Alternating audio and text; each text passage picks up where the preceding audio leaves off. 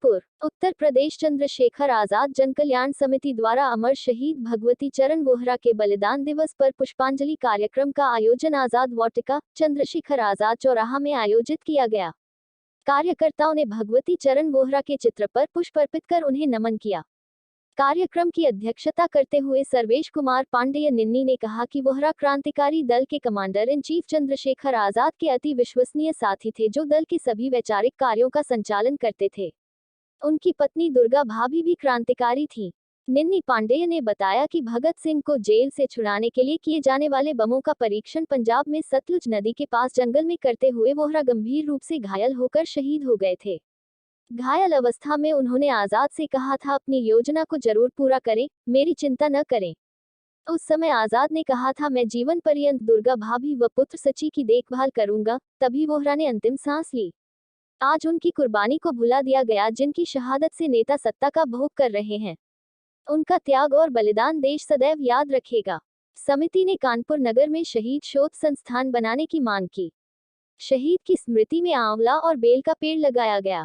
कार्यक्रम में राकेंद्र मोहन तिवारी, नरेश चंद्र शुक्ला, प्रमोद पांडेय, अरविंद शर्मा, श्यामदेव सिंह, संदीप साहू, रामचरण पाल एडवोकेट, दीनानाथ द्विवेदी, कमरुद्दीन सी के सिंह, तिलक चंद्र कुरील, धर्मेंद्र मंटू, अनिल शुक्ला, बी आर गुप्ता आदि थे। निन्नी, राष्ट्रीय अध्यक्ष चंद्रशेखर आजाद जन कल्याण समिति,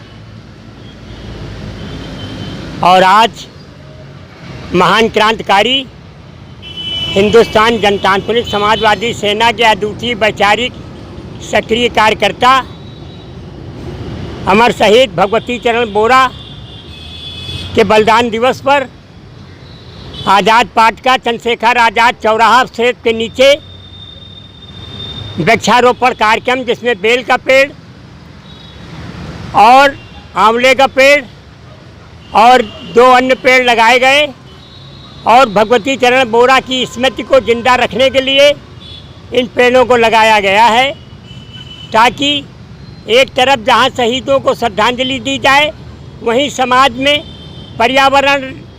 पर्यावरण की सुरक्षा हेतु जनमानस को अच्छी हवा मिले, इसलिए आज वृक्षारोपण किया गया है।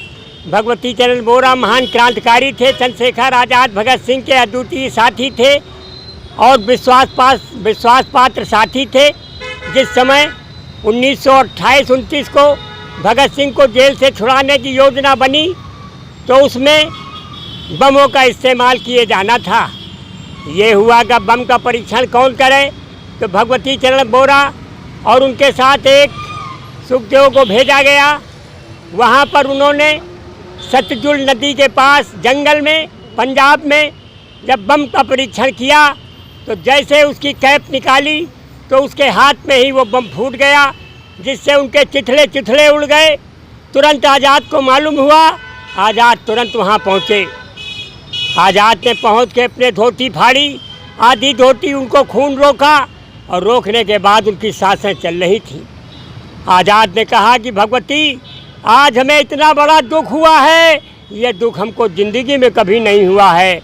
आज तुम्हारी हालत देख के मैं बहुत दुखी हूँ, इसलिए मैं क्या कर सकता हूँ। उन्होंने ये कहा कि भगवती, तुम चिंता न करना, तुम्हारी पत्नी दुर्गा भाभी और सची की जीवन भर मैं देखभाल रखूँगा। मैं भूखा रहूँगा मगर उनको खिलाने का प्रयास करूँगा। इस तरीके से उन्होंने अंतिम सांस ली, मगर अंतिम सांस लेने के पहले भगवती ने कहा, आज यहाँ पे क्या कर रहे हैं आप लोग? कि आजाद तुम अपनी योजना को पूरा करना हमारी। आज यहाँ पर उनकी श्रद्धांजलि सभा, पुष्पांजलि सभा का कार्यक्रम किया गया है और चंद्रशेखर आजाद की सफाई की गई, नहलाया धुलाया गया है और वृक्षारोपण किया गया है। कितने वृक्ष लगाए आपने? हमने यहाँ पर 3 वृक्ष लगाए हैं। एक फूल वाला लगाया है, एक आंवले का लगाया है और एक बेल का लगाया है। बेल का इसलिए लगाया है ताकि हमारी माता बहनें पत्ती लेके शंकर भगवान में चढ़ा सकें, और आंवला इसलिए चढ़ाया गया है कि साल में एक बार आंवले का दिन आता है जब हमारी माँ बहनें आंवला चढ़ाती हैं। इसलिए आज हम इस मौके पर उनको भगवती चरण वोहरा उनके साथियों को श्रद्धांजलि देते हैं कि जिन्होंने देश की आज़ादी के लिए, एकता के लिए, भाईचारे के लिए अपना बलिदान दे दिया है। और निवेदन करता हूँ कि आज लोग उनको याद करें और उनके रास्ते पर चलकर देश की एकता, अखंडता, समानता, समता और भाईचारा बनाए रखें। यही उन्हें सच्ची श्रद्धांजलि होगी।